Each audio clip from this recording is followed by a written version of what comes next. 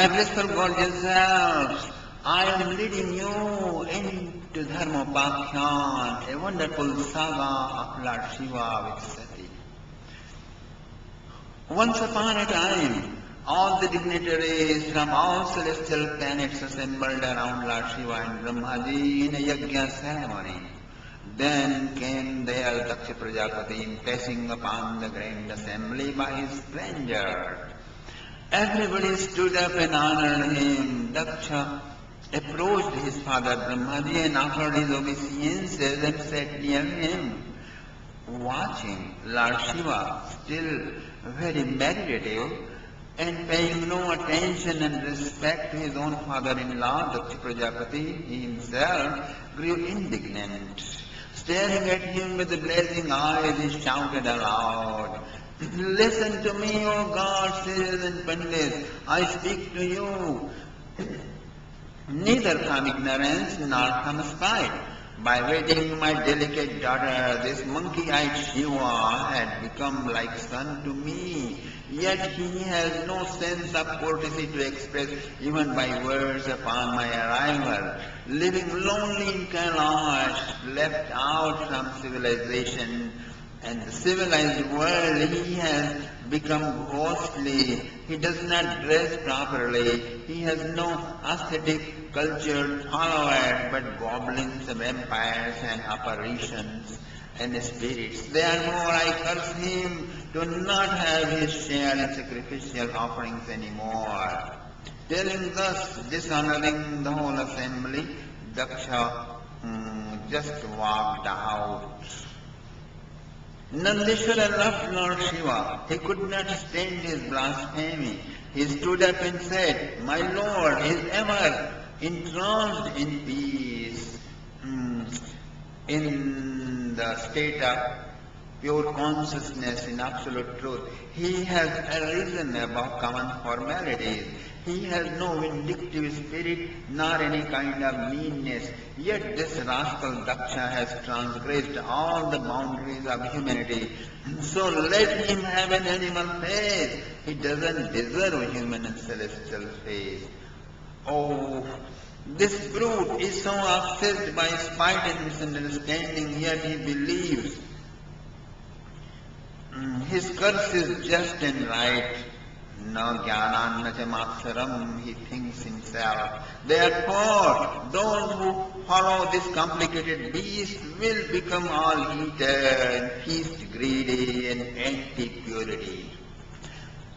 These Brahmins will wander like beggars. Their scholarliness, penance and sacred vows will become means of their wretched livelihood, always anticipating donations, always expecting big feasts and big gifts. They will waste their life. Bhrigu was also a Brahmin and he was infuriated. He stood up and counter-cursed him. The followers of Shiva will become impostors and exhibitionists. Pasting ashes, they will have dreadful appearance. They will never look handsome. Hearing this, Lord Shiva, a bit disconsolate, stood up and walked away from the assembly, my dear friends. The yajna was completed and everyone returned their home heavy-hearted. Daksha's enmity for Lord Shiva grew as time passed. Many times unjust and wrong also progress, my dear. Watch the wonder. With ever-growing vindictiveness with Lord Shiva himself, Daksha still prospered on. He successfully completed 2 great $1 trillion yajnas, Vajapaya yajna and Brihaspati Sava yajna. He earned great fame and popularity. Not only this, the Creator, the Brahma himself promoted him with the highest post, Lord of the Lords, that is called Prajapati. What does that mean, my dear friends? Try to understand this. A mayor is a greater person in a city. A governor is greater among all mayors. A president or prime minister is greater among all the governors. United States President is more powerful and important among all of them nowadays. But suppose the whole of America may sink in the ocean, that can only be with one natural calamity, and one who does it just by a simple will is an insignificant member of a society in planet Swaha. The big lord in there is known as Indradev, okay, who survives as young and powerful for 54,800,000 solar years. Greater than him is a resident of Mahaloka. Imagine all great powers of these celestials, my dear friends. Daksha was appointed as the lord of these lords of the celestials, including Indradev himself. Such an important post was provided to a complex Shiva hater, my dear friends.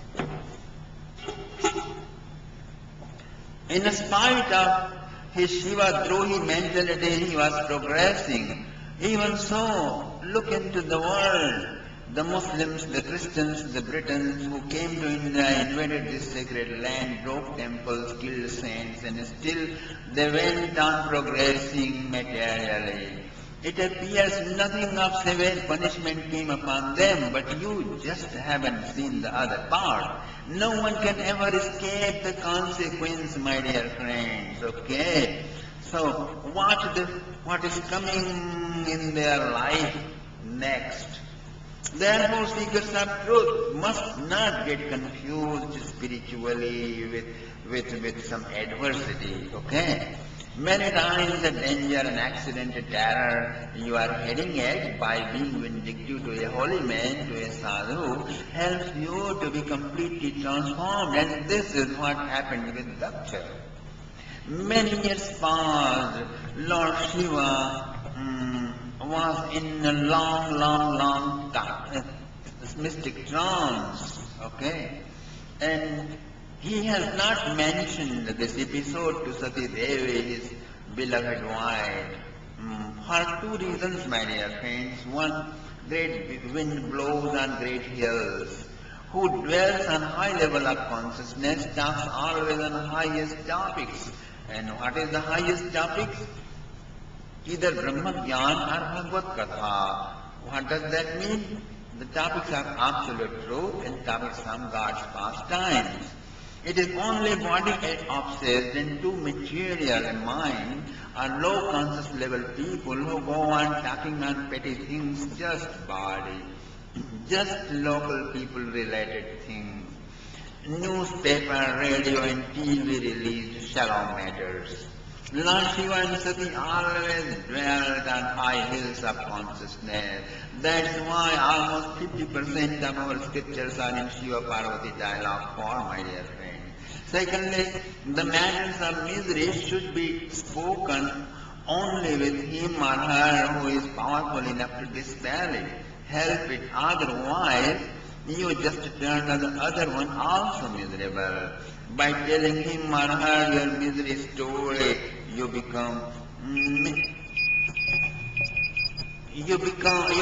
other one also miserable, my dear friend.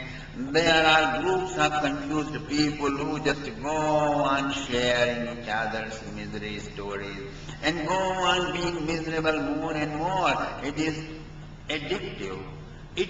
It serves the purpose of a tea, a coffee, a wine, a drug, a slow poison. Get rid of such addictions, my dear friend, okay? A wise man never do that. Shiva did not tell this to Sati Devi nor anyone else on Mount Kailash. Why? Because they were Lord Shiva's mind reader devotees and not followers as regular ones we see nowadays. With all these promotions, Daksha Prajapati's vanities exploded in greater amount of opposition to Shiva. He announced he is going to perform a Brihaspati Yajna, which only an exalted Brahmin deserved to perform. Haridwar was chosen for it. 10 miles of area was constructed and decorated as a Yajna arena. Flags, banners, flower garlands, pictures, banana trees, gems and jewels were beautifying the buildings and trees and pillars and even the roads. Like flocks of birds, airplanes full of decorated ladies and gents singing and talking loudly were flying towards Haridwar. Sati Devi saw. Hey guys, where are you going? To join Yajna ceremony at your daddy's home, madam. We are going there. And she wanted to join the festival at her father's home, my dear friends. With great excitement and pleasure, she came running. Came running where? She came running to her beloved husband as soon as she heard mantra chanting, Lord Shiva opening his spiritual trance.